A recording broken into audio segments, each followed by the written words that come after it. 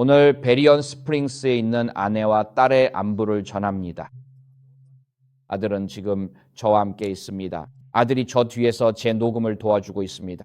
그리고 이 놀라운 주말을 준비해 주신 존 형제님과 레코드 그리고 모든 팀원들께 감사의 말씀을 전하고 싶습니다. 정말 훌륭한 일을 해주셨습니다.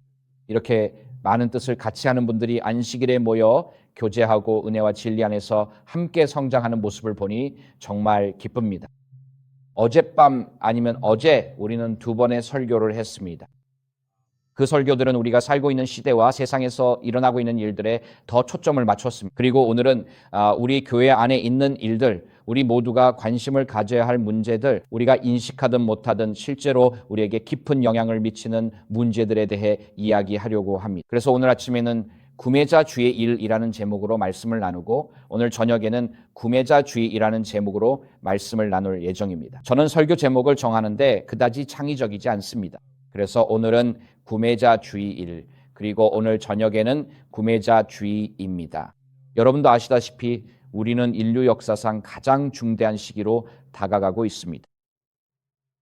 그리고 우리가 각자의 위치에서 경계태세를 갖추고 불필요한 짐은 모두 버리는 것이 정말 중요합니다. 그것들이 우리에게 주어진 하나님의 사명을 완수하는 데 방해가 될 수 있기 때문입니다. 지난 5년 동안 우리는 이 세상에 많은 신들이 존재하며 그 신들이 우리를 지배하고 있다는 사실을 보아왔습니다.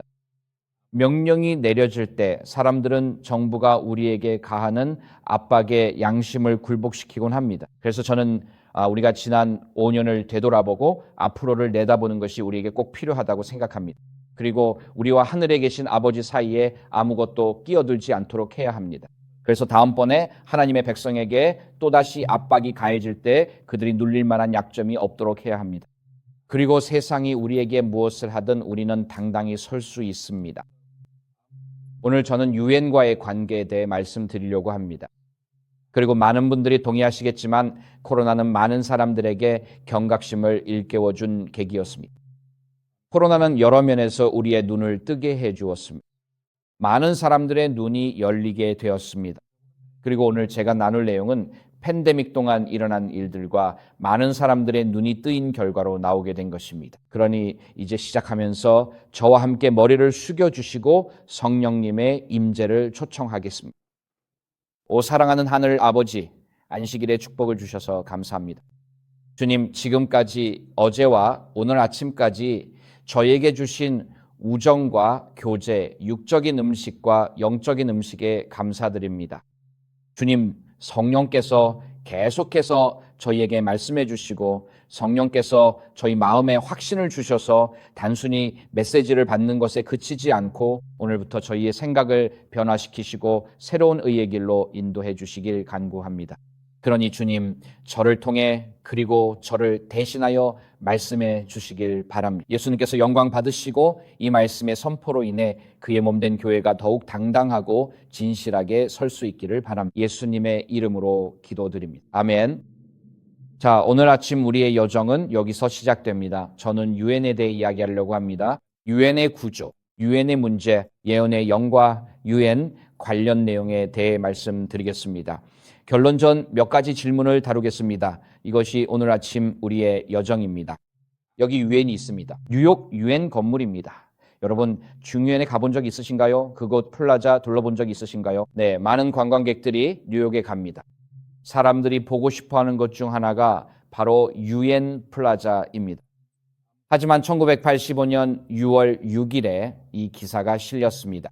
여기 그 기사 사본이 있습니다. 이것은 1985년 6월 6일자 애드벤티스트 리뷰였습니다. 표지에는 엘렌 화이트 자매가 있습니다. 그리고 그 안에는 아주 짧은 판이었습니다. 몇 가지 뉴스가 있었지만 여기 이 뉴스는 GC가 유엔으로부터 NGO 지위를 받았다고만 나와 있었습니다. 그리고 화면에 보이는 것처럼 짧은 뉴스 기사였습니다. 그 뉴스 기사에는 실제로 뭐라고 적혀 있었을까요? 이것은 1985년 총회 세션의 대표자들에게 제공된 것이었습니다. 그리고 화면에 보이는 것이 바로 그 내용입니다. 거기에는 GC가 유엔으로부터 NGO 지위를 받았다고 적혀 있었습니다. 5월 10일 유엔은 제7일한 시길의 수재림교 총회를 공식적으로 인정했습니다.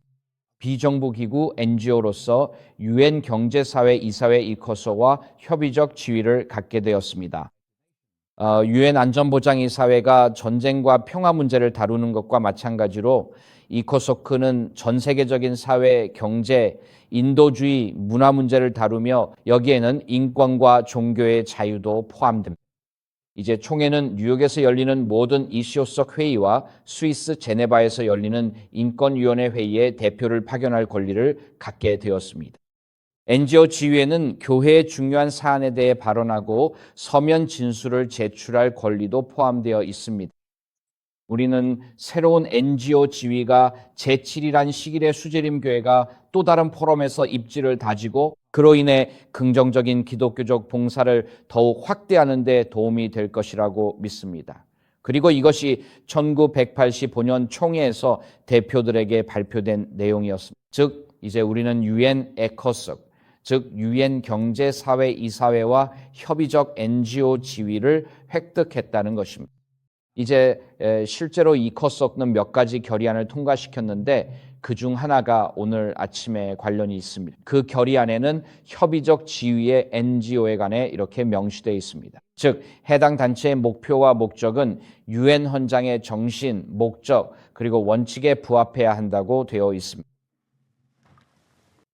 따라서 유엔과 협의적 NGO 지위를 신청하고 받게 되면 유엔의 원칙과 가치에 동의하고 따르겠다는 것에 서명하는 셈입니다.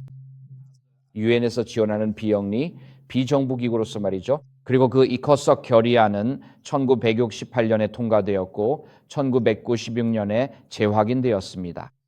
그래서 우리가 유엔에 가입하기 전에도 그리고 우리가 유엔과 동맹을 맺은 후에도 유엔 이코소크는 준비를 해왔습니다. 결의안을 통과시켜서 만약 우리와 협의적 지위를 갖고자 한다면 우리의 목표와 비전, 목적에 부합해야 한다고 명시했습니다. 여기서 한 가지 짚고 넘어가자면 유엔과의 연합은 총회 집행위원회에서 결정된 적이 없었습니다. 또한 유엔과의 연합은 재림교회 총회에서 교인들의 투표로 결정된 적도 없었습니다. 실제로 가입 결정과 실제 가입은 1985년 총회가 열리기 직전에 이루어졌습니다. 회원들에게는 행정부가 이렇게 했다는 사실만 통보되었을 뿐 이 문제에 대해 토론하거나 투표할 기회는 주어지지 않았습니다.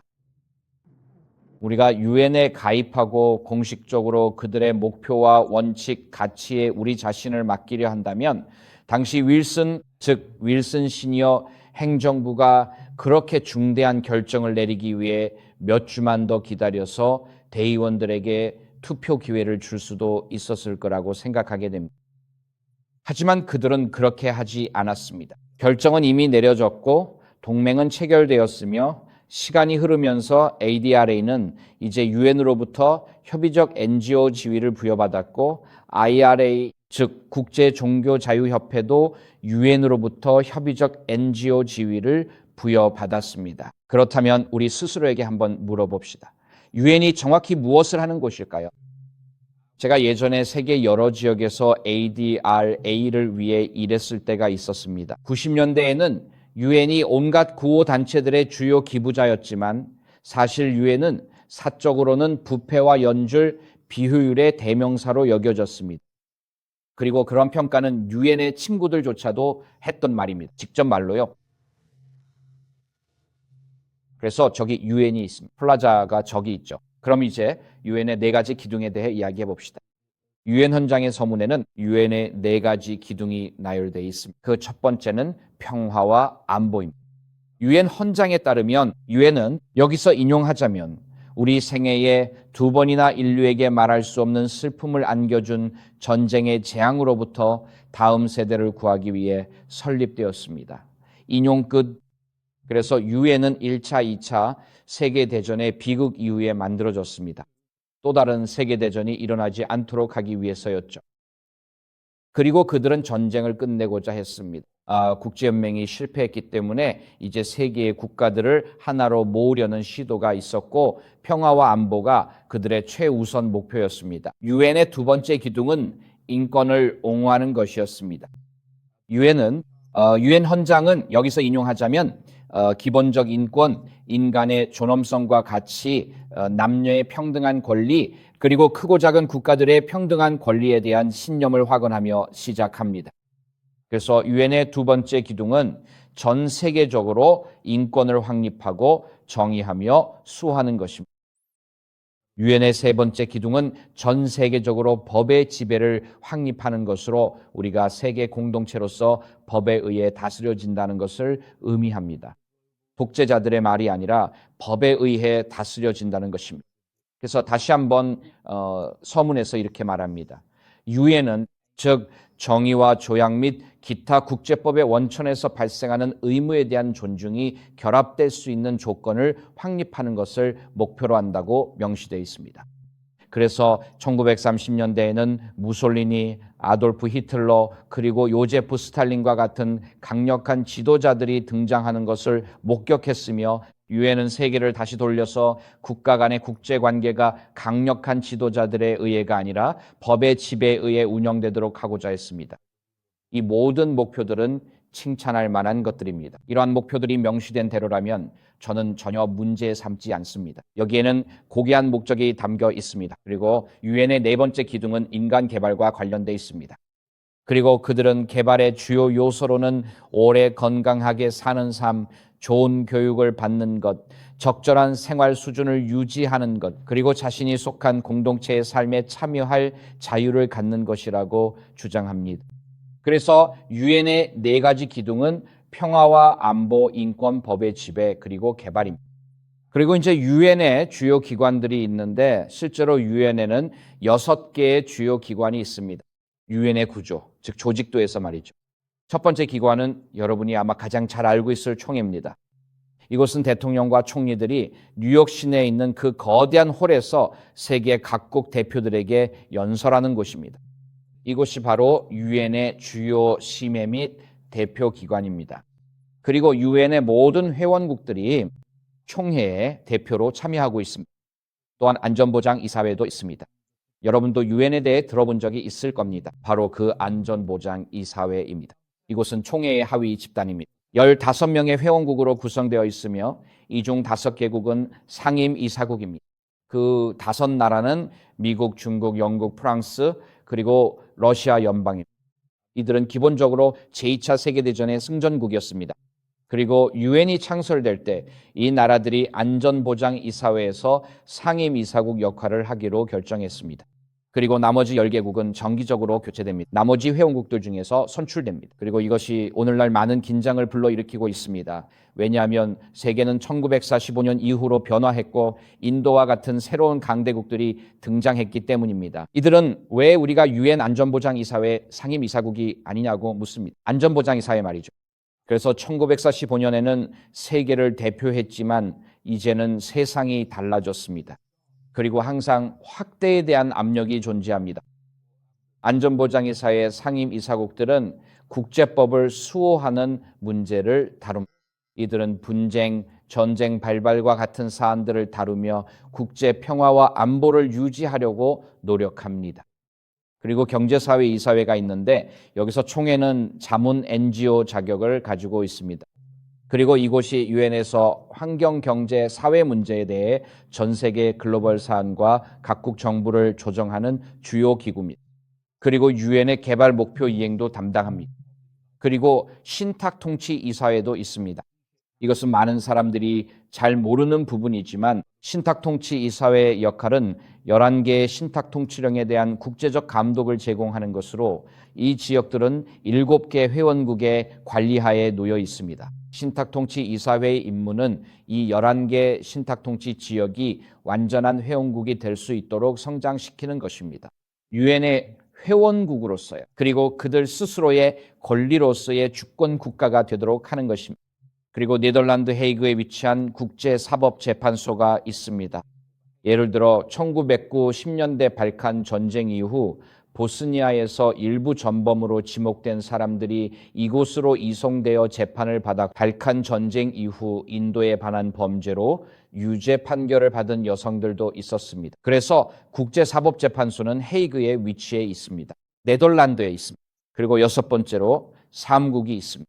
여기에는 사무총장과 수만 명의 유엔 직원들이 포함됩니다. 유엔의 우선 과제들을 실행하는 직원들입니다.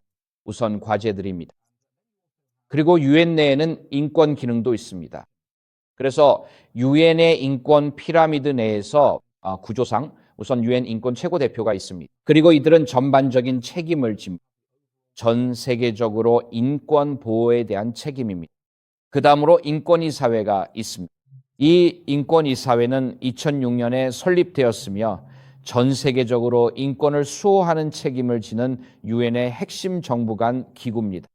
그리고 인권 조약 기구들이 있습니다.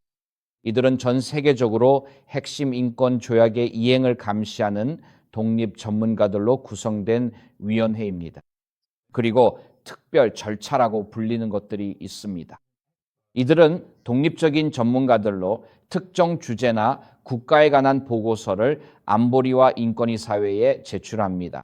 예를 들어 유엔이 특정 국가에서 집단학살이 일어나고 있다고 판단하면 이 역할을 맡은 사람이 임명되어 세계 특정 지역에서 집단학살이 어떻게 일어나고 있는지에 대한 특별 보고서를 유엔에 제출할 수 있습니다. 그리고 또 이건 정말 귀에 쏙 들어오는 표현이죠. 그렇지 않나요? 유엔은 개발그룹의 인권 주류화 메커니즘을 가지고 있습니다.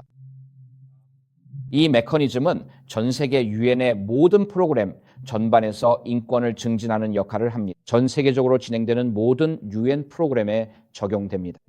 그리고 아마도 제게 가장 흥미로운 부분은 집단학살 예방 특별고문이 있다는 점인데 전체 명칭은 집단학살 예방 및 보호 책임 특별고문입니다. 이 특별고문은 촉매제 역할을 합니다. 이들의 역할은 집단학살의 원인과 역학에 대한 인식을 높이는 것입니다. 이 역할은 관련된 주체들에게 집단학살의 위협을 경고하는 것입니다. 그리고 적절한 조치가 취해지도록 옹호하는 역할도 합니다. 때로는 이 목표를 달성하는 데 성공하기도 하고 때로는 집단학살이 발생한 후에 수습하는 역할을 하기도 합니다. 그래서 이들의 성과는 혼재되어 있다고 볼 수 있습니다. 그리고 유엔 인권 체계의 핵심에는 세계 인권 선언이 있습니다. 이 부분에 대해서는 어제 잠깐 언급한 바 있습니다. 이 선언은 1918년 12월 10일 파리에서 유엔 총회에 의해 선포되었습니다. 그리고 이는 인류 역사상 처음으로 전 세계적으로 존중되어야 할 기본적인 인권을 명시하였습니다. 오늘날 이 선언은 전 세계 70개 이상의 인권 조약에서 인정되고 채택되고 있습니다. 이것이 바로 유엔에 대한 간단한 소개입니다. 그리고 유엔은 실제로 다양한 산하 기구들을 보유하고 있습니다. 유엔의 일부 기구들은 실제로 정부 간의 양자 조약에 의해 설립되었는데 예를 들어 유니세프가 그렇습니다. 또는 세계 식량 계획이 있습니다. 그리고 다른 기구들은 오피서라고 불립니다. 예를 들어 오차는 유엔 인도주의 업무조정국 United Nations Office for the Coordination of Humanitarian Affairs입니다. 그리고 인도주의적 위기가 발생할 때마다 유니세프는 아이들을 보호하기 위해 신속하게 대응합니다. 그리고 세계식량계획은 아이들에게 음식을 제공하기 위해 신속히 투입됩니다. 그리고 유엔 난민기구 UNHCR, 즉 유엔 난민 고등판무관도 달려오는데 그 이유는 그 아이가 난민이기 때문에 보호하고 싶어서입니다. 결국 세 개의 국제기구가 그 아이를 누가 돌볼 것인지를 두고 경쟁하게 됩니다. 이것이 중요한 이유는 그 아이에 대한 관할권을 갖는 기구가 자금을 받게 되기 때문입니다. 그래서 이러한 주요 기구들은 마치 각자의 왕국과도 같은데 유엔 인도주의 업무조정국 UN OCHA를 통해 조정해야만 합니다. 그리고 전 세계 곳곳에서 끊임없이 영역 다툼이 벌어집니다. 이 아이는 그냥 아이인가요? 이 아이는 난민인가요? 이 아이는 배고픈가요? 유엔 인구기금이 이 아이를 돌보는 일에 관여해야 할까요? 이 아이가 가족에서 왔고 여러 이유로 관할권 다툼이 벌어집니다. 관할권이 있으면 전 세계적 자금이 따릅니다. 그래서 유엔에는 항상 모금 활동을 하고 기부자와 자금을 찾는 경쟁 기관들이 존재합니다. 그리고 기부금과 기부자를 찾는 가장 좋은 방법은 자신이 돌보고 있다고 주장하는 피해자들을 확보하는 것입니다. 그래서 세계 인권 선언은 유엔의 매우 중요한 핵심적인 문서입니다.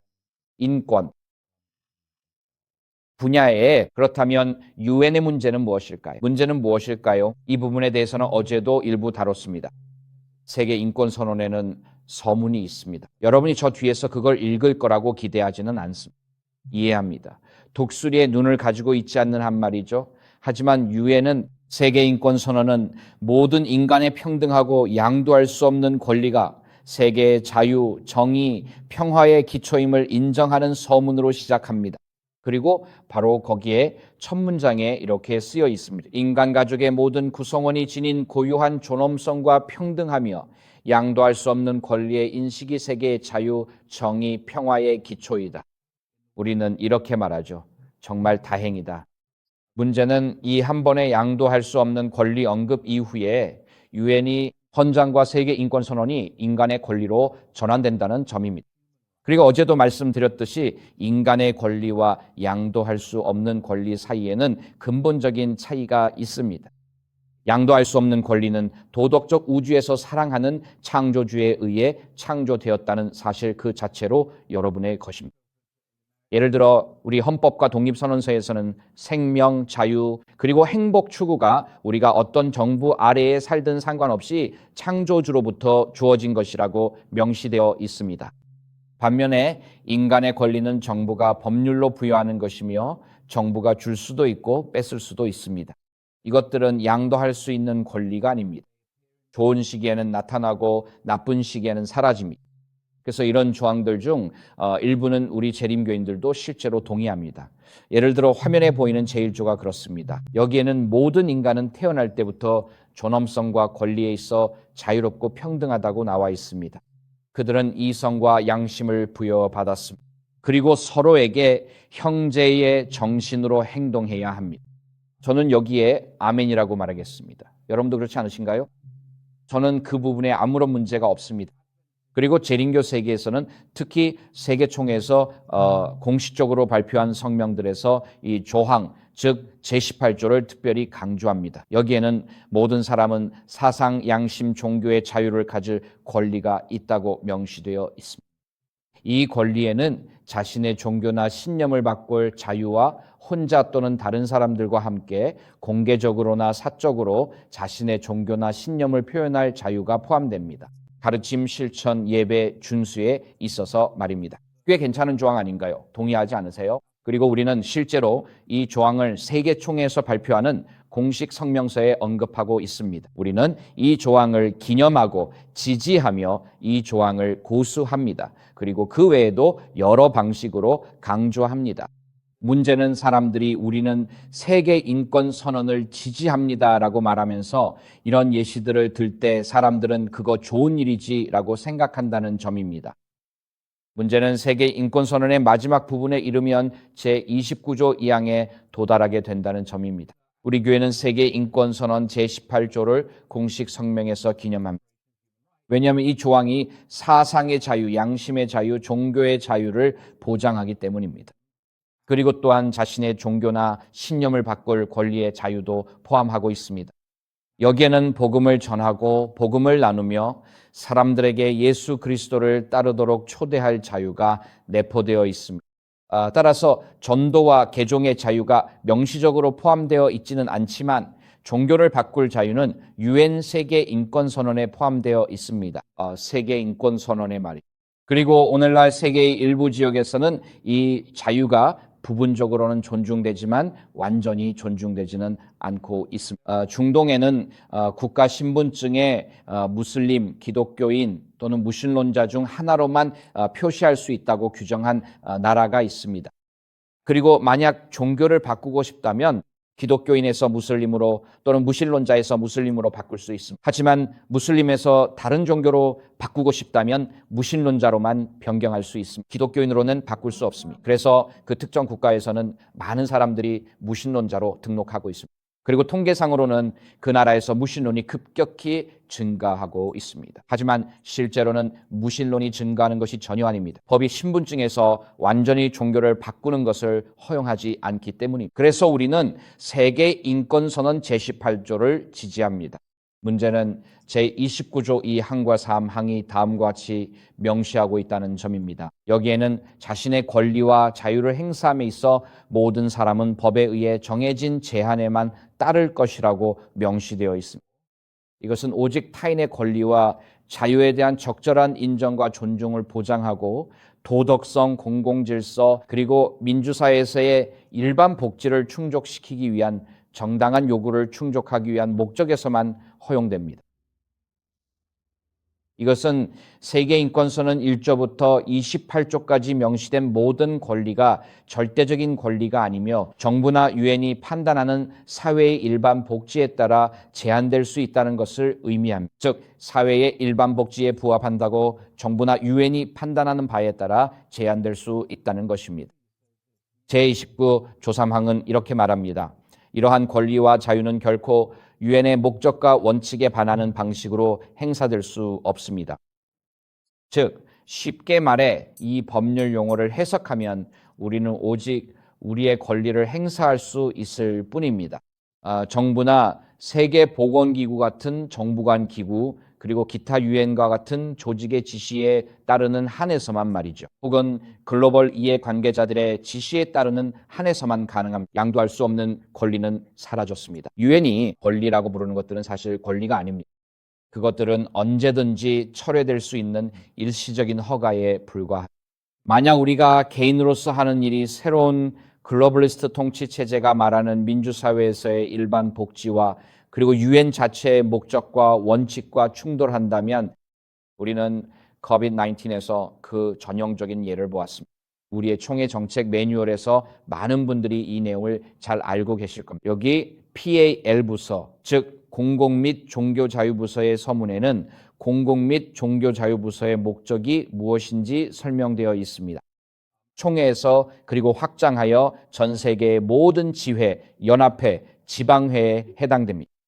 그리고 거기에는 이렇게 적혀 있습니다. 공공 및 종교 자유부서는 교회의 원래 핵심 부서 중 하나로 처음에는 종교의 자유를 증진하고 유지하기 위해 설립되었습니다. 특히 가장 내밀한 자유, 즉 개인의 양심의 자유에 중점을 두고 있습니다. 인용 끝. 그리고 저는 적어도 우리의 정책상으로는 우리가 입장을 분명히 한다는 점에서 주님께 찬양을 드립니다. 개인의 양심의 자유를 위해서 말입니다. 그렇다면 개인의 양심의 자유란 무엇일까요? 그것은 성령께서 여러분의 양심에 주시는 확신에 따라 조화롭게 행동할 수 있는 능력입니다.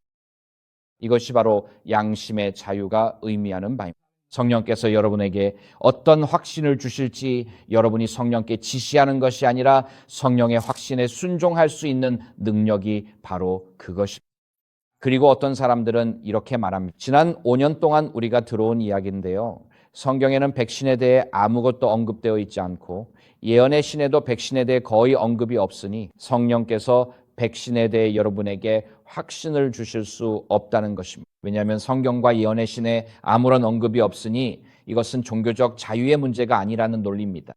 이것이 바로 우리 교회에서 들었던 주장입니다.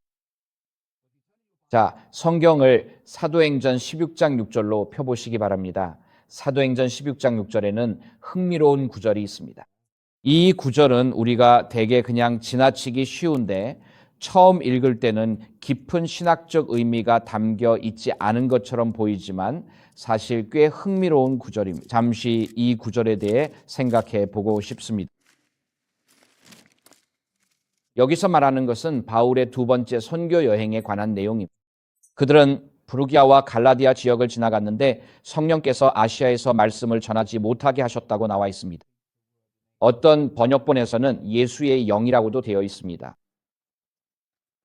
자, 여기서 여러분께 한 가지 묻고 싶습니다. 성경 어디에도 이 구절 외에는 사도들이 터키 북부에서 선교 활동을 해서는 안 된다고 말하는 곳이 있습니까? 없습니다. 성경 어디에도 터키 북부에서 선교 활동을 해서는 안 된다는 말은 없습니다.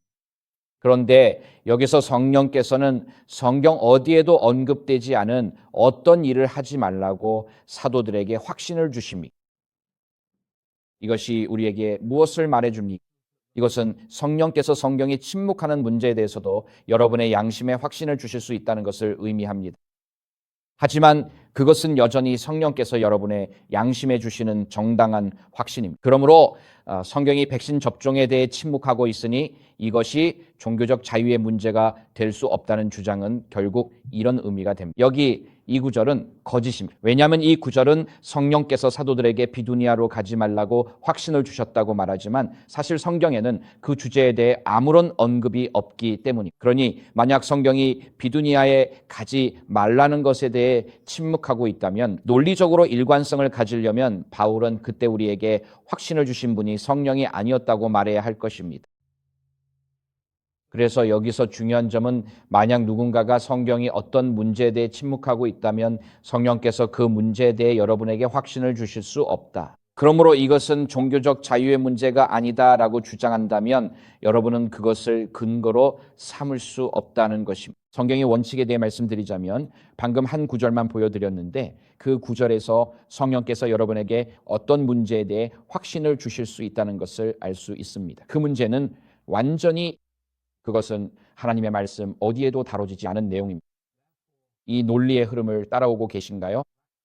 그러므로 백신을 맞을지 말지는 여전히 종교적 자유의 문제입니다. 성경이 백신에 대해 구체적으로 언급하지 않더라도 그리고 실제로 구체적으로 언급하지 않더라도 말입니다. 왜냐하면 성령께서 제자의 마음과 양심에 확신을 주시는 것을 막을 수 없기 때문입니다. 그래서 양심의 자유는 우리 GC에서 기념되고 지지받고 있습니다. 워킹 폴리시 매뉴얼에도 그렇고 우리의 재확인 성명서에도 그렇습니다. 저는 항상 이 문장을 강조합니다. 그러므로 종교적 자유의 주장. 오늘 아침에는 이 두 부분을 빨간색으로 강조하겠습니다. 성명서에는 아시다시피 그 재확인 성명서는 약 2장 반 분량입니다. 여러분 그걸 읽어보신 적 있나요? 영국에서는 모든 법적 판결, 즉 판사가 법적 판결을 내릴 때 그 판결문이 100쪽에 달할 수도 있습니다. 네, 그런 경우가 실제로 있고 그 100쪽짜리 판결문에는 항상 한 문장이 있습니다. 그 문장이 바로 그 사건 전체의 핵심입니다. 그 판결을 정의하는 한 문장이 있고 나머지 모든 것은 미래의 판결에 선례를 남기는 역할을 하죠. 나머지는 변호사들이 오비터, 딕터, 오바이터, 딕티에이라고 부르는데 라틴어로 다른 말이라는 뜻입니다. 그건 주변을 채우는 군더더기일 뿐입니다. 비싸긴 하지만 결국 군더더기일 뿐이죠. 그리고 그 재확인 성명서에도 우리를 잠재우기 위해 만들어진 2쪽 분량의 군더더기가 있었습니다. 그들은 양심의 자유에 대해 좋은 말을 하고 또 좋은 말을 합니다. 백신 접종은 개인의 양심에 관한 문제이지만 전체 성명서의 핵심이 되는 단락이 하나 있습니다. 바로 이 부분이. 그리고 이 문장은 2번째 페이지 하단에 숨겨져 있습니다.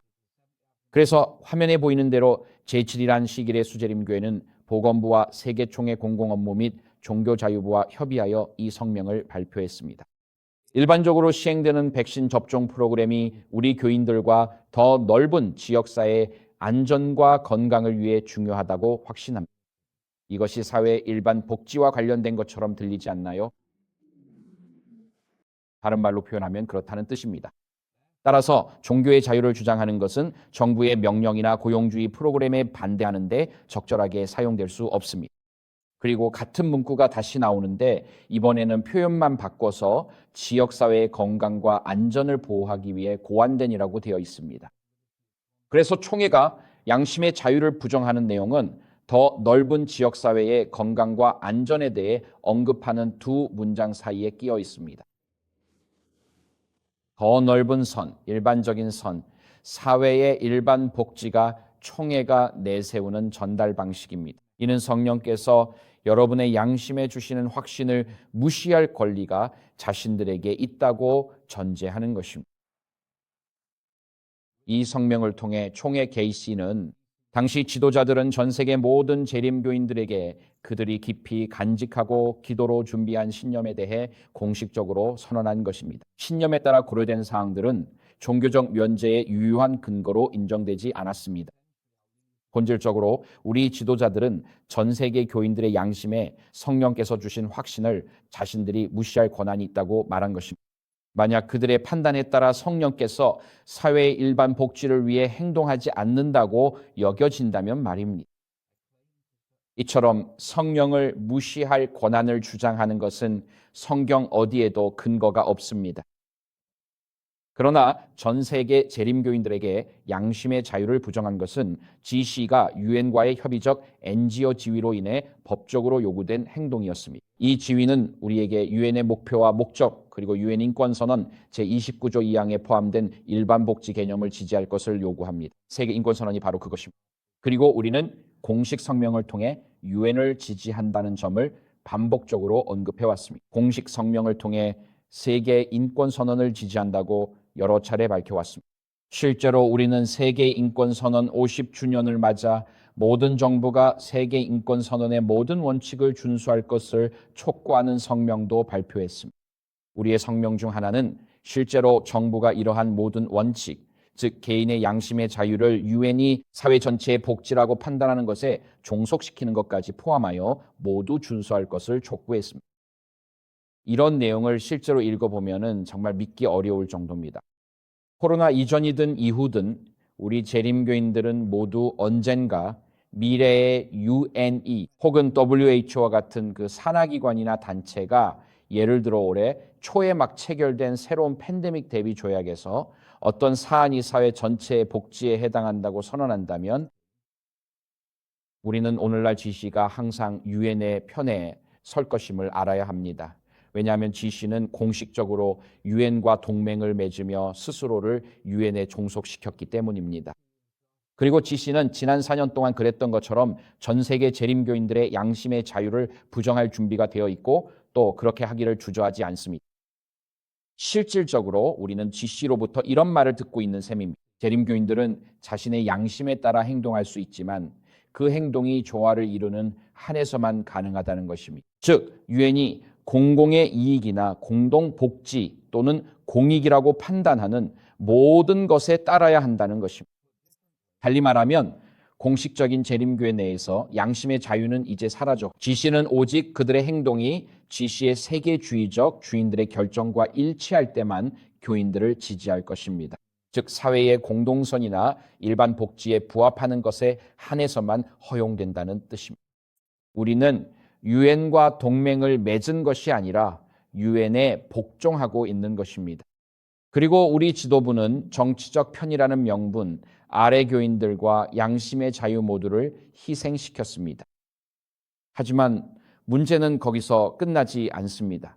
왜냐하면 교황청이 유엔에서 영구 옵서버 지위를 가지고 있기 때문입니다. 유엔에는 193개의 회원국이 있습니다. 하지만 그곳에서 유엔은 1964년 4월 6일에 회원국이 아닌 영구 옵서버 지위를 부여받았습니다. 그리고 성경이 교황청에 대해 뭐라고 말하는지 상기시켜 드리자면 여기 세 구절을 제시했습니다. 요한계시록 13장 1절에서 우리는 성경을 통해 교황청의 배후 세력은 사탄 자신이며 사탄이 교황청에 자신의 권세와 권위를 주어 세상을 미혹하게 한다고 읽을 수 있습니다. 그리고 데살로니가후서 2장 1절부터 12절에서는 제가 작년에 메인에서 악마와의 춤이라는 제목으로 설교를 했었는데 그 내용은 왜 교황청이 성경에서 말하는 적그리스도인가에 대한 것이었습니다. 하지만 데살로니가후서 2장 1절부터 12절에서는 교황청이 죄의 사람 즉 자신을 하나님이라 선언하는 신성모독적인 권세 곧 적그리스도임을 알 수 있습니다. 그리고 다니엘서 7장 19절부터 26절에서도 우리는 그것을 알 수 있습니다. 교황청은 박해하는 권세로 하나님의 법 즉 하나님의 성품을 반영하는 그 법을 변경할 권리를 오만하게 주장하며 거짓된 예배를 강요하는 동시에 박해하고 피해 굶주린 권세이기도 합니다. 그러나 교황청은 결국 하나님의 심판과 멸망을 확실히 맞이하게 될 권세입니다.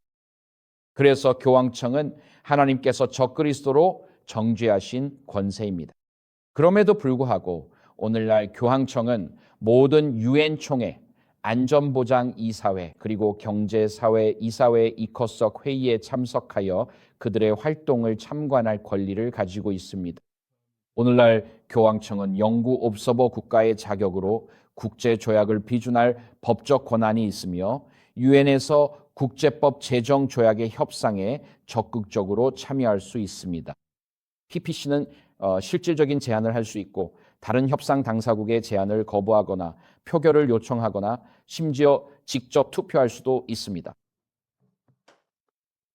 10월 24일 불과 4주 전 신임 교황 레오 14세는 전 세계의 주요 예수의 지도자들과 회의를 가졌습니다. 그는 그들을 로마로 불러들였고 이는 공개적으로 기록된 사실이며 올해 10월 24일 그들에게 직접 호소했습니다.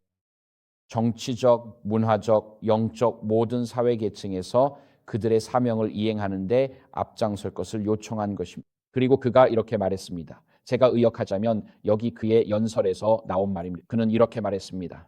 오늘 다시 한번 말합니다. 교회는 여러분이 국경, 즉 지리적이든 문화적이든 지적이든 영적이든 그 경계에 서 있기를 원합니다. 우리는 무력감의 세계와에 맞서 진실과 용서, 치유 안에서 서로를 만나는 화해의 문화를 만들어야 합니다. 교회는 이러한 변화들을 윤리적으로 이끌어야 하며 공동선을 옹호하고 무엇을 증진해야 합니까? 공동선입니다. 진정한 제자도는 불의에 대한 고발과 더불어 연대와 공동선 그리고 우리의 공동의 집을 돌보는데 뿌리를 둔 새로운 모델의 제안을 모두 요구합니다. 이는 인간적이면서도 신적인 외침에 응답하는 것입니다. 주님께서 여러분을 오늘날의 경계와 그 너머로 이끄시어 교회를 새롭게 하고 정의와 사랑, 진리의 왕국을 세우게 하시길 바랍니다. 여기서 교황이 말하는 왕국은 무엇일까요? 그는 로마의 통치, 즉 전 세계에 걸친 교황의 우월성에 대해 말하고 있습니다. 우리의 공동의 집이라는 표현은 몇 년 전 발표된 회칙 찬미받으소서 로다토 SI로 거슬러 올라가는데 이 회칙은 특히 로마가 일요일 휴식을 촉구한 것이었습니다. 그래서 우리가 우리의 공동의 집, 즉 지구를 보존하고 모두가 함께 성찬례를 기념할 수 있도록 하자는 것입니다. 이것은 레오 14세 때부터 이어져온 의미심장한 언어입니다. 그리고 참고로 예수회는 16세기인 1540년에 설립되었으며 반종교 개혁 시기에 교황권을 수호하고 강화하기 위한 구체적인 목적으로 만들어졌습니다. 예수회는 로마가 종교 개혁에 대응하기 위해 만든 조직입니다. 예수회는 교황에게 절대적인 충성을 맹세한 교황의 가장 충직한 병사들이며 지구상의 그 어떤 다른 집단보다도 교황권의 이익을 증진시키는 데 헌신합니다. 레오 14세 교황이 4주 전에 예수의 지도자들을 소집하여 화해, 연대, 생태적 회심이라는 사명을 갱신하도록 했을 때 우리는 이것이 예수회가 본래의 목적, 즉 로마의 영적 지배를 회복하고 전 세계를 교황권 아래 하나로 이끄는 사명을 다시 받아들이라는 새로운 요청임을 인식해야 합니다. 화이트 자매는 대쟁투에서 예수회에 대해 언급합니다. 그녀는 이렇게 말했습니다. 예수회라는 단체가 창설되었다. 그들의 치밀한 목표는 부와 권력을 확보하고 개신교를 전복하며 교황권의 우위를 재건하는 데 헌신하는 것이었습니다. 인용 끝. 대쟁투 234페이지에 나와 있습니다. 그런데 오늘날 바로 이번 주말에도 브라질 벨랭에서 ADRA와 예수회가 우리의 공동의 집을 보존하기 위한 공동선을 위해 함께 일하고 있습니다.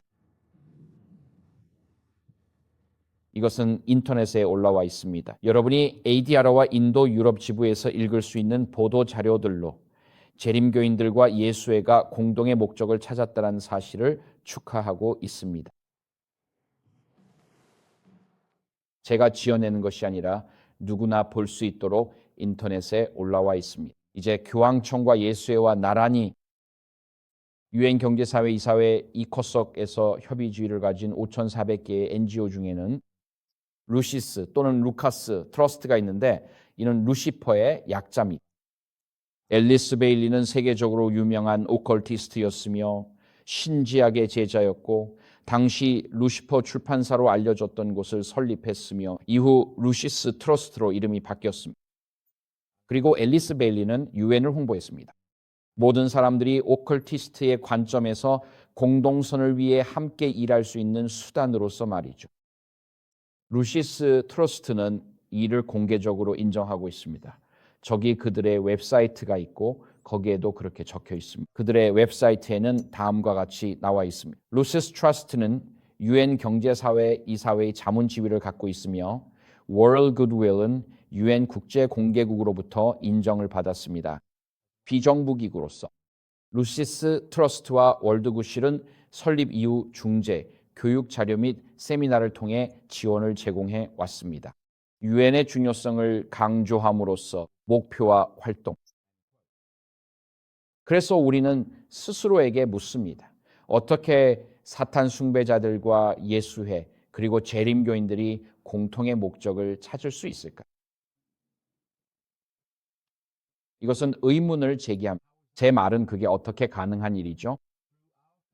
우리는 유엔에서 자문 NGO 지휘를 통해 교황청 예언에서 말하는 적그리스도, 즉 사탄에게 힘을 받은 존재와 나란히 앉아 공동의 목적을 위해 일하고 있습니다.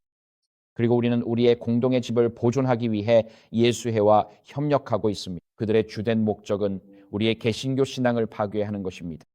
그리고 우리는 거짓 그리스도와 사탄 숭배에 헌신하는 공개적인 오컬트 신봉자들과 협력하고 있습니다. 이것이 바로 우리가 유엔과의 동맹을 통해 직면한 문제입니다. 유엔 가입은 단순히 가입만이 문제가 아닙니다. 세상을 영향력 있게 만들고자 합니다.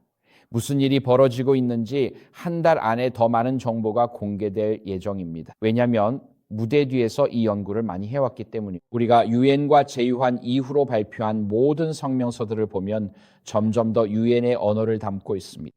유엔의 언어, 유엔의 이데올로기, 그리고 유엔의 용어를 사용하고 있습니다.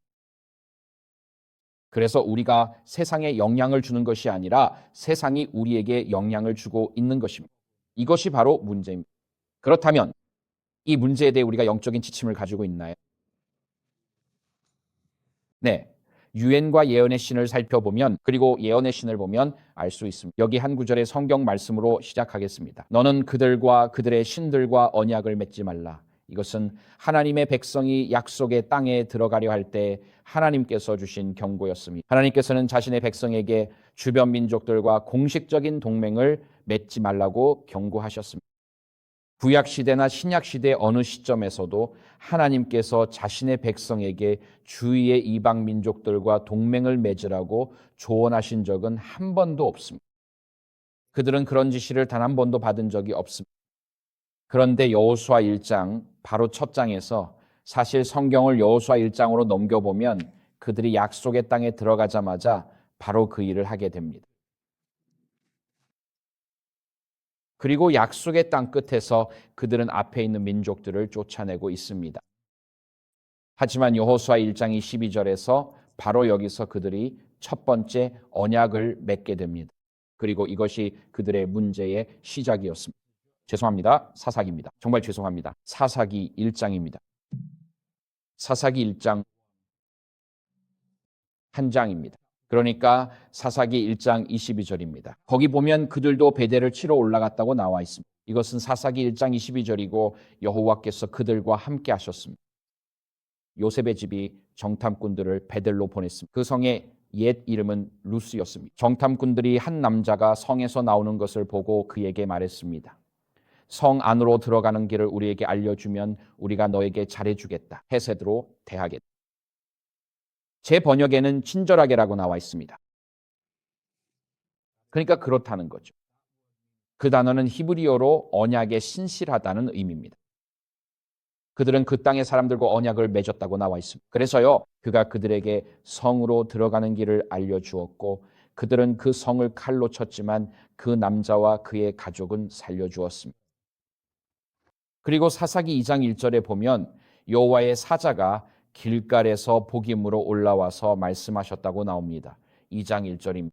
내가 너희를 이집트에서 이끌어내어 너희 조상들에게 약속한 땅으로 데려왔다. 나는 너희와 맺은 언약을 결코 깨뜨리지 않겠다고 말했다. 너희는 이 땅의 주민들과 언약을 맺지 말고 그들의 제단을 헐어버려야 한다. 그러나 너희는 내 명령을 지키지 않아. 너희가 무슨 일을 했는지 보아라. 그래서 여호와의 사자가 말하길 이제 내가 너희 앞에서 그들을 쫓아내지 않을 것이니 그들이 너희의 대적이 될 것이며 그들의 신들이 너희에게 올무가 될 것이다. 그래서 하나님의 백성이 약속의 땅에 들어가려 할 때 화면에 출애굽기 22장 32절이 나옵니다. 하나님께서 말씀하시길 그 민족들과 동맹을 맺지 말라. 그들은 하나님의 심판 아래에 있기 때문이다. 사탄은 자신의 때가 얼마 남지 않았음을 알기에 큰 분노로 땅에 내려왔습니다. 그도 하나님의 심판 아래에 있습니다. 죄의 사람으로서의 교황권도 하나님의 심판 아래에 있으며 다니엘 7장 13에서 14절에 나오는 그 네 번째 짐승의 멸망이 그것입니다. 그런데도 우리가 유엔에서 같은 테이블에 둘러앉아 같은 목표를 위해 헌신함으로써 우리는 하나님을 대적하고 이미 하나님의 심판을 받은 세력들과 동맹을 맺고 일하게 되는 것입니다. 그렇다면 예언의 신은 이에 대해 무엇이라 말할까요? 교회에 보내는 증언 7권 84페이지에 이렇게 기록되어 있습니다. 하나님께서는 자신의 백성에게 세상과 연합하지 말라고 경고하셨습니다. 세상적인 연합체에 자신을 결합하는 자들은 하나님의 원수이자 진리의 원수와 함께 묶이는 것입니다. 그리고 이제 우리는 선택된 기별로 넘어갑니다. 이권 129페이지입니다. 이렇게 기록되어 있습니다. 하나님께서는 자신의 추종자들이 하나님과 아무런 관계가 없는 사람들과 연합하게 만드는 서약을 결코 하게 하지 않으실 것이다. 사탄 숭배자들은 하나님과 아무런 관계가 없습니까? 그렇습니다. 그렇다면 왜 우리는 하나님과 아무런 관계가 없는 이들과 동맹을 맺으려 하는 것입니까? 예언의 신은 이렇게 말합니다. 하나님께서는 자신의 추종자들을 그런 연합으로 이끄시지 않을 것이다. 하나님의 법을 삶의 규칙으로 삼는 자들이 하나님의 진리를 거짓으로 바꾸는 자들과 신뢰와 진정한 형제로 연합하는 것은 불가능합니다. 세상적인 사람과 하나님을 충실히 섬기는 사람 사이에는 큰 간격이 놓여 있습니다.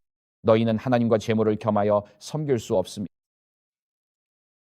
그러므로 하나님과 근본적으로 반대되는 사람들과 진정한 동맹을 맺고 조화롭게 일하는 것은 불가능합니다. 그것은 아주 단순한 일입니다. 기독교 교육의 기초 482페이지에서 그녀는 이렇게 말합니다. 주님께서는 자신의 백성이 정신과 목적에 있어서 세상과 구별되기를 원하십니다. 그들은 결코 이 시대의 진리를 선포할 자유를 제한하는 약속에 묶여서는 안 됩니다. 그런데 우리는 USAID에서 돈을 받으면서 그 돈을 받는 가장 중요한 조건이 복음을 전할 수 없다는 것입니다. 하지만 우리는 그 돈을 받고 유엔에서도 돈을 받습니다. 특히 난민 사업을 위해 전 세계 유엔 기관들로부터 돈을 받으면서 이 시대의 현재 진리를 전하지 않는다는 조건이 붙어 있습니다. 이것이 우리가 항상 하는 일입니다. 하나님의 목적, 하나님의 백성은 이것은 복음사역자 391쪽에서 인용한 것입니다. 하나님의 백성은 뚜렷하고 구별된 한 무리로 함께 서야 합니다. 정치적 분쟁이나 세속적인 연합에 참여하지 않아야 합니다. 그리고 그녀는 다음 인용문에서 이렇게 말합니다. 세상과의 어떤 연합도 성경에서 엄격히 금지되어 있다. 하나님께서는 자신의 백성이 모든 연합체와 구별되기를 원하신다. 제 말은 마지막 시대에 하나님의 백성을 위해 예언의 신이 이보다 더 분명하게 말할 수 있을지 모르겠습니다. 특히 짐승의 표가 강요될 때를 생각해 보면 유엔이 그것을 전 세계적으로 시행하는 시스템의 중심에 있게 될 것입니다. 그리고 이 예언 부분에서 마지막 인용문은 이렇습니다. 지금도 앞으로도 우리는 모든 세속적인 정책에서 자유로운 구별되고 독특한 백성으로 서야 합니다. 어떤 연합체에도 얽매이지 않아야 합니다. 하나님의 율법에 분명히 제시된 그분의 요구를 분별할 지혜가 없는 이들과 함께하지 말아야 합니다. 우리는 구별되고 독특한 백성이 되어야 합니다. 우리는 하나님의 요구를 부인하거나 특히 하나님의 율법을 바꾸려는 이들과 연합체를 이루어 곤란을 겪어서는 안 됩니다. 그런데도 우리는 힌두교 국가, 불교 국가, 이슬람 국가, 루시퍼 숭배자, 오컬트 신봉자, 그리고 교황청이 가득한 유엔과 동맹을 맺고 있습니다. 그리고 그 결과는 팬데믹에서 명확하게 드러났습니다. 교회가 타락한 세속체제의 호의를 유지하려는 욕구 때문에 여러분의 양심의 자유를 종속시켰던 것입니다. 그렇다면 우리 스스로에게 이 유엔에 대해 질문해 봅시다. 그렇지 않습니까? 고린도후서 6장 15절에서 18절이 여기서 좋은 출발점이 됩니다. 그리스도와 벨리알이 무슨 조화가 있습니까? 믿는 자와 믿지 않는 자가 무슨 몫을 함께 하겠습니까? 하나님의 성전과 우상이 무슨 일치가 있습니까? 우리는 살아계신 하나님의 성전입니다. 하나님께서 말씀하시기를 내가 그들 가운데 거하며 그들 가운데서 행하리니 나는 그들의 하나님이 되고 그들은 내 백성이 되리라 하셨습니다. 그러므로 주께서 말씀하시기를 그들 가운데서 나와서 따로 있으라. 부정한 것에 손대지 말라. 그리하면 내가 너희를 영접할 것이요 나는 너희의 아버지가 되고 너희는 내 아들 딸이 되리라. 주 하나님께서 말씀하셨느니라. 그리고 저기 나오는 그리하면이라는 단어, 이것은 조건부입니다. 하나님께서 우리를 영접하시고 우리의 아버지가 되시며 우리는 하나님의 자녀가 됩니다. 그리하면이란 말은 우리가 우리 주위에 거룩하지 않은 것들과의 연합에서 나올 때를 의미합니다. 이 논리의 흐름을 이해하시겠습니까? 이것은 조건부 약속입니다. 하나님께서는 내가 남은 자의 운동을 가지고 있으니 그들이 얼마나 많은 불경건한 자들과 동맹을 맺든지 상관없이 항상 그들을 축복하겠다고 말씀하지 않으십니다. 하나님께서는 내 백성은 불경건한 자들과 동맹을 맺지 않을 것이라고 말씀하십니다. 왜냐하면 그들은 내 백성이며 나는 그들의 하나님이기 때문입니다. 그래서 이 유엔과의 동맹은 오늘날 우리에게 심오한 질문을 제기합니다. 이 동맹은 교회와 국가의 분리를 약화시키고 있습니다. 하나님의 남은 자운동은 한때 따로 서도록 부름받았기 때문입니다. 이제는 건강, 교육, 환경, 그리고 양심의 자유 부정에 있어서 점점 더 세상과 바벨론의 우선순위를 닮아가고 있습니다. 점점 더 하나님의 남은 자 운동이 어떤 생각을 하는지 알고 싶다면 유엔을 보면 됩니다. 보도 자료를 보지 하나님의 말씀을 보지 않습니다. 이 동맹은 강조점의 변화를 일으키고 있습니다. 1985년부터 2025년까지 체계적이고 장기적인 연구를 해보면 총회 웹사이트에 올라온 59개의 모든 성명과 그들이 발표한 다른 모든 자료에서 언어에 상당한 변화가 나타납니다. 우리는 이제 새 천사의 기별에 대한 예언적 선포에서 인도주의적 언어로 전환되었습니다.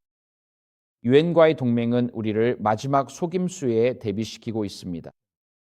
유엔과 손을 맞잡고 조화를 이루며 걷는 것은 적그리스도들과 예수회 그리고 이단들과 조화를 이루는 것과 같습니다. 이것은 교인들이 거짓 그리스도 아래에서 마지막 시대의 통합을 받아들이도록 조건화할 위험이 있습니다. 그래서 우리는 스스로에게 물을 수 있습니다. 왜 1985년 이후로 단 한 명의 대총의 지도자도 이 바벨론적 동맹에 반대하여 목소리를 낸 적이 없을까요? 왜 아무도 항의의 목소리를 내지 않았을까요? 저는 교회에서 자랐습니다. 저는 코로나 이후에야 이런 일이 있다는 걸 알게 되었습니다. 우리 모두가 조금 더 파고들기 시작했고, 뭔가 잘못됐다는 걸 깨달았습니다. 그리고 어떤 면에서는 코로나가 하나님께서 주신 축복이었습니다. 왜냐하면 우리의 눈을 뜨게 해주었고 우리가 어려운 질문을 던지며 왜 세상이 이렇게 되어 있는가라고 묻게 만들었기 때문입니다. 이스라엘 백성은 아간의 죄 때문에 약속의 땅을 차지할 수 없었습니다. 그리고 우리가 적그리스도와 예수의 그리고 오컬트주의자들과 동맹을 맺고 있다면 어떻게 우리가 그 땅의 영을 차지할 수 있겠습니까? 왜냐하면 이 죄가 우리 운동의 중심에 있기 때문입니다. 이 동맹이 강조점의 변화를 일으키고 있습니다. 우리는 스스로에게 묻습니다. 왜 우리 세계 교회에서 단 한 명의 지도자도 이 바벨론적 동맹에 반대하여 목소리를 내지 않는가? 무지해서 그런 것인가? 이 사실을 그들이 모르는 것인가요? 그렇지 않습니다. 왜냐하면 총회 신임 88 국장의 지난 10년간의 업무가 바로 유엔 담당이었기 때문입니다. 그는 뉴욕에 기반을 둔 유엔 연락 담당자였습니다. 그들은 유엔과의 이 동맹에 대해 모든 것을 정확히 알고 있습니다. 그럼에도 불구하고 그는 총회 신임 공공 및 종교 자유국장으로 지명위원회 과정을 통과했습니다.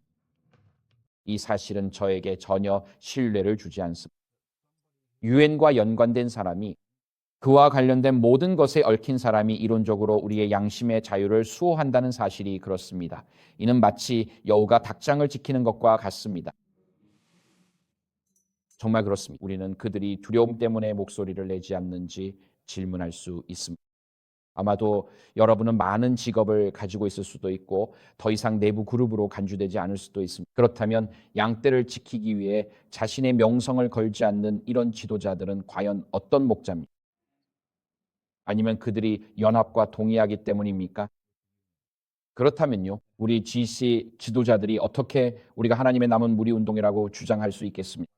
우리 교회를 오컬트의 뿌리를 두고 적그리스도가 이끄는 기관들과 연합시키면서 말입니까?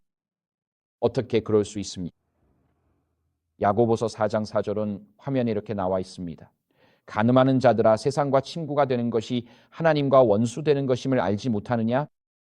그러므로 누구든지 세상과 친구가 되고자 하는 자는 하나님과 무엇이 된다고요? 원수, 하나님의 원수입니다. 이 세상의 왕들과 그들의 타락한 신념과 거짓 신들을 대표하는 유엔과의 공식적인 동맹은 하나님과의 원수됨을 의미합니다. 그리고 지난 5년 동안 이로 인해 교인들은 깊은 상처를 받았으며 유엔에서 나오는 성명들의 흐름은 점점 더 유엔의 우선순위와 가치 그리고 언어를 반영하고 있습니다. 그리고 시간이 지나면 재림운동에 참여하는 사람들에게 조심하라고 말해야 할 때가 옵니다. 조심하라. 당신이 무엇에 발을 들이고 있는지 이해하세요. 이것이 우리가 말하는 것이고 이것이 우리 지도자들이 하고 있는 일입니다. 무언가가 바뀌어야 합니다. 이제 시간이 다 되었습니다. 이 아침에 우리는 여기서 결론을 내려야 합니다. 하나님의 남은 교회는 바벨론의 권세와 호의를 나누기 위해 세워진 것이 아니라 세상의 멸시를 받더라도 하나님께 신실한 증인이 되고 사람들을 바벨론에서 불러내기 위해 세워졌습니다. 그리고 GC의 유엔과의 협력은 1985년 이래로 한 번도 회원이나 대표자들의 투표를 거치지 않은 채 우리에게 주어진 하나님의 소명을 배신하는 행위입니다. 하나님의 남은 교회의 가시적 대표인 제7일 안식일의 수재림교 총회 GC는 유엔과 협력 관계를 맺었습니다. 그 유엔은 오컬트 철학, 루시퍼적 이념, 예수의 활동, 그리고 사탄 그 자체와 얽혀 있는 기관입니다. 그래서 오늘 아침 이 메시지는 우리 모두가 눈을 뜨라는 경고입니다. 우리 지도자들의 행동을 하나님의 말씀에 비추어 평가하고 현재 우리가 연합해 있는 바벨론과 분리되어야 한다고 전 세계 운동에 촉구하는 것입니다. 그렇다면 우리는 이 문제에 대해 무엇을 할 수 있을까요? 제가 먼저 말씀드리고 싶은 것은 이것입니다. 우리는 지도자들에게 요청해야 합니다. 실제로 이미 그렇게 했고 지난주에 보낸 편지가 지금 인터넷에 올라와 있습니다. 그 편지에는 GC가 즉시 이커석 협의적 NGO 지위를 취소하는 조치를 취해야 한다고 적혀 있습니다. GC 자신뿐만 아니라 ADRA와 IRA를 위해서도 말입니다. 우리는 적그리스도나 오컬트와 연관된 어떤 조직과도 연합할 수 없으며 재림교의 메시지를 유엔이 결정하는 것에 종속시킬 수도 없습니다. 유엔이 결정하는 것에 말입니다. 세계사회의 일반 복지라는 명목 아래서도 마찬가지입니다. 두 번째로 우리는 역사를 통해 배울 수 있습니다. 여호와의 증인, 즉 JWS는 한때 그들의 지도부를 유엔의 협의적 NGO로 등록한 적이 있습니다. 하지만 회원들이 이 사실을 알게 되자 반발이 일어났고 그들은 지도자들에게 강하게 압박을 가해 결국 지도자들이 철회하게 만들었습니다. 유엔의 협의적 NGO 지위에서 말입니다.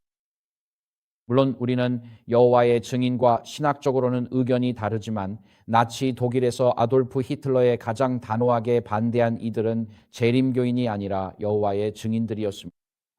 그리고 그들의 신도들은 유엔과의 연합이 자신들의 관점에서 영적 타협임을 이해하고 있으며 우리도 그래야 합니다. 그리고 여호와의 증인 신도들이 일어나 지도자들에게 이 협정을 취소하라고 요구했다면, 여호와의 증인들이 할 수 있었다면 왜 하나님의 남은 백성들은 할 수 없겠습니까? 우리는 일어나서 역사로부터 배워야 하며 우리 지도자들에게 우리의 메시지에 대한 신실함을 요구해야 합니다. 세 번째는 아마 저를 곤란하게 만들 수도 있겠지만 저는 이렇게 말합니다. 맹목적인 지지를 거두십시오. 그리스도에 대한 신실함이 어떤 기관에 대한 충성보다 우선입니다. 저는 여러분이 11조에 신실하게 남아있기를 격려하고 싶습니다. 그리고 여기 북부 뉴잉글랜드에는 훌륭한 합회가 있습니다. 네, 저도 제 11조를 북부 뉴잉글랜드에 바치고 있습니다. 왜냐하면 이곳은 진리와 양심의 자유를 지키는 요새이기 때문입니다. 하지만 우리의 재정적 도덕적 지원은 책임감과 투명성 없이 제공되어서는 안 됩니다. 오늘날 우리 지회에서는 일부 합회들이 정치적 살인을 찬양하는 성명을 발표하기도 합니다. 다른 합회들은 안식일 아침 강단에서 급진적이고 좌파적이며 무슬림 정치인들에게 선거 유세를 할 수 있도록 자리를 내어줍니다. 또 어떤 합회들은 설교자들이 우리 교회에서 LGBTQ 생활 방식의 정상화를 홍보하도록 허락합니다. 또 다른 합회들은 세계 여성 안수 제도를 시행함으로써 전 세계 교단을 약화시키고 있습니다. 또 어떤 합회들은 의와 성경에 충실한 설교자들을 금지하기도 합니다. 여기서 뭔가 말하고 싶은 유혹이 듭니다. 제 생각에는 깨어있다, wok고 하거나 진보적이거나 성경적 영적으로 타협한 합회들은 자연스럽게 소멸해야 한다고 봅니다. 그리고 우리에게 전해진 신앙을 위해 싸우는 합회 지도자들과 합회들을 우리가 지지해야 합니다. 네 번째입니다. 여러분이 일어나 목소리를 내도록 격려하고 싶습니다.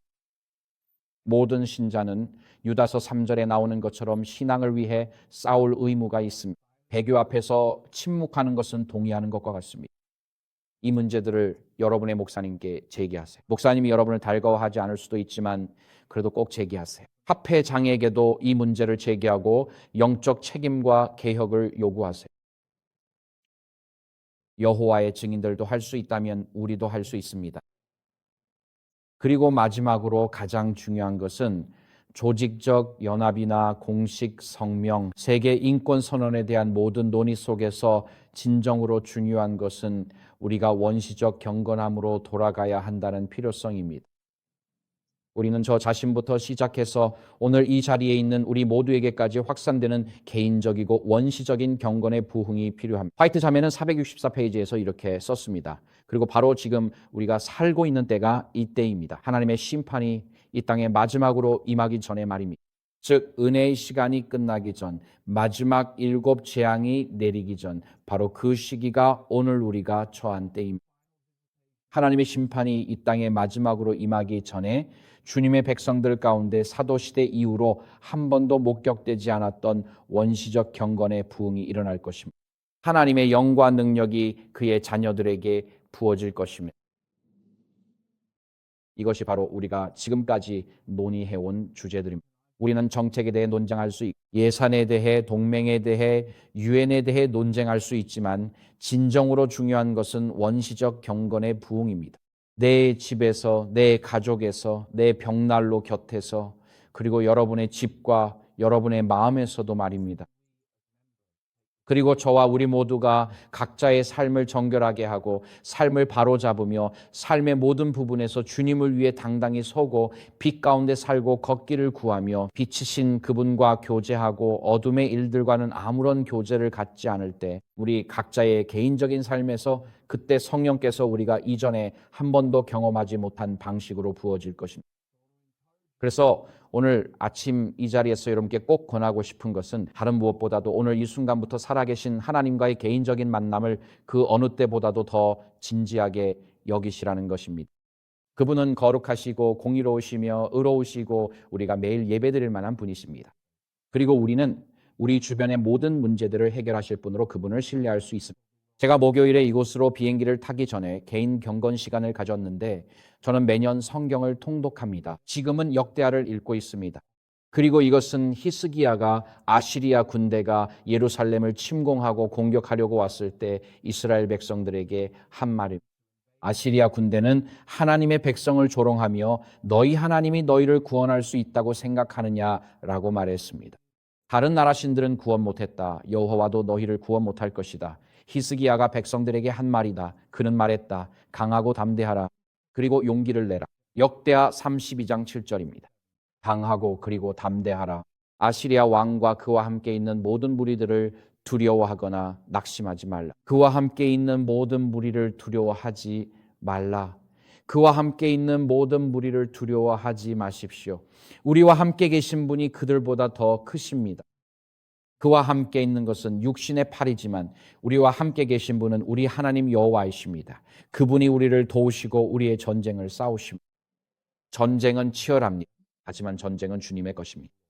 오늘 여러분을 격려하고 싶습니다. 여러분이 화면에서 제가 우리에게 도전한 것들을 보고 계시죠? 우리 지도자들에게 유엔 탈퇴를 요청하고 여호와의 증인본을 따라 우리도 이 세상과의 연합을 받아들일 수 없다고 회원으로서 선언하는 것입니다. 신실한 11조를 바치되 동시에 책임을 요구하는 것입니다. 우리가 할 수 있는 한 언제든지 일어나 목소리를 내는 것입니다. 그리고 제 자신의 가정에서부터 매일 아침과 저녁마다 무릎을 꿇고 그날 그리스도의 영이 저를 인도해 주시길 간구하는 것입니다. 그리고 개인으로서 우리가 자신의 영적 삶과 영적 성장에 책임을 질 때까지 내 싸움은 치열하지만 그 싸움은 하나님께 속한 것입니다. 다가올 싸움에서 하나님께서 우리에게 승리를 주시길 바랍니다. 아멘. 머리를 숙여주시고 함께 기도하겠습니다. 하늘에 계신 아버지, 성경을 통해 우리에게 주신 빛에 감사드립니다. 예언의 영의 축복에 감사드립니다. 주님, 우리가 어려운 시대에 살고 있음을 압니다. 아버지, 추수밭 안에도 알곡과 가라지가 함께 있음을 압니다. 그리고 아버지, 저희를 변화시키시고 빚으시고 다듬어 주셔서 저희가 그 수에 들 수 있도록 겸손히 간구합니다. 가라지가 아니라 알곡의 무리에 들게 하소서. 아버지, 저희의 삶을 통해 마지막 추수 때 영원히 빛날 의의 열매가 맺히게 해주시길 기도합니다. 주님, 저희가 나눈 이 모든 문제들을 주님께 올려드리오니 우리 지도자들에게 올바른 일을 하도록 양심의 깨달음을 주시길 간구합니다. 주님, 저희가 이방인들과의 연합으로 더럽혀지지 않고 구별된 존재로 설 수 있게 하시며 복음의 메시지가 순수하고 명확하게 전해지길 기도합니다. 타협이나 재정적 결과에 대한 고려 없이 복음이 전해지게 하소서. 오 아버지, 구원의 기쁜 소식인 복음이 땅끝까지 전파되게 하소서. 주님, 우리가 이 세상의 왕들과 연합하지 않게 하시고 복음이 그들의 모든 백성에게 전해지게 하소서. 그리고 그리스도께서 영광의 구름을 타고 다시 오시기 전에 가능한 많은 사람들을 그리스도께로 인도하게 하소서. 주님, 저희가 주님께서 부르신 포도원의 각자의 자리에서 신실하게 섬길 수 있도록 기도합니다. 예수님께서 오실 때까지 주님의 성령이 충만하게 임하길 간구합니다. 오직 주님의 성령만이 주실 변화가 저희에게 임하길 구합니다. 주님의 천사 보호하심을 구합니다. 이번 주에도 저희가 이웃과 친구들에게 구원의 기쁜 소식을 전할 수 있도록 주님의 섭리적인 만남을 허락해 주시길 간구합니다. 그리고 주님, 오늘 아침 이 자리에 모인 이 믿음의 공동체가 주님의 성령으로 충만하여 모든 이들이 이스라엘에 하나님이 계심을 알게 하소서. 아버지 하나님, 오늘 저희의 삶과 가정, 마음, 결혼, 그리고 저희의 모든 것을 주님의 손에 맡기며 저희가 상상할 수 있는 것 그 이상으로 역사해 주시길 간구합니다.